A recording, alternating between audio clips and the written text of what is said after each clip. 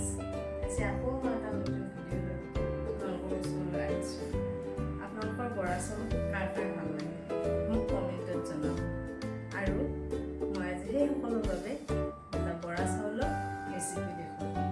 আপোনালোকৰ কাৰ কাৰ ভাল লাগে লাইক কৰিব, শ্বেয়াৰ কৰিব আৰু ছাবস্ক্ৰাইব কৰিব। আৰু যিবোৰে নতুনকৈ চাব সেইবোৰে ছাবস্ক্ৰাইব কৰিব, কাষৰ বেলকনটো টিপি দিব। তাৰপিছতহে মই দিয়া নতুন ভিডিঅ'বোৰ আপোনালোকে প্ৰথমে পাব। তেতিয়া বাৰু আমি পাকঘৰলৈ যাম। নমস্কাৰ মোৰ বন্ধু বান্ধৱীসকল, আজি মোৰ মায়ে বৰা চাউলৰ পোলাও বনাব। বৰা চাউলৰ পোলাও বনাবৰ কাৰণে প্ৰথমে আপুনি চাউলখিনি আধা ঘণ্টাৰ কাৰণে জিকাই থ'ব লাগিব। তাৰপিছত চাউলখিনি শুকাব লাগিব। চাউলখিনি শুকাই যোৱাৰ পিছত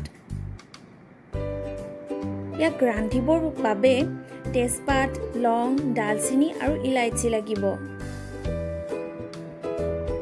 কুকাৰটো ভালদৰে গৰম হোৱাৰ পিছত তাতে ঘিউ 3 চামুচ দিব। আপুনি যিমানখিনি চাউল ল'ব সিমানখিনি জোখমতে ঘিউ দিব পাৰে। আমাৰ মায়ে ইয়াতে 2 বাটি লৈছিলে চাউল।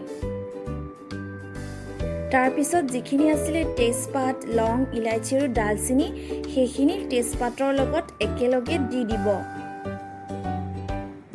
তাৰপিছত এইখিনি ভালদৰে লাৰি দিব।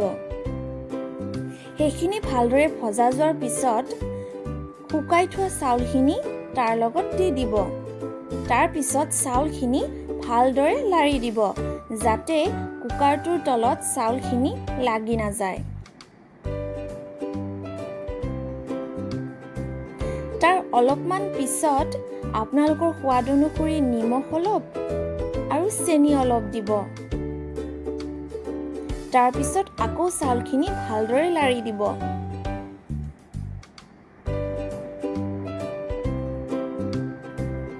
তাৰপিছত মায়ে আগতে গৰম কৰি থোৱা পানীখিনি তাতে দি দিব। মায়ে 3 বাটি পানী দিছে কাৰণ মায়ে 2 বাটি চাউল লৈছিল। তাৰপিছত অলপ সময়ৰ বাবে ঢাকনিখন ঢাকি দিব।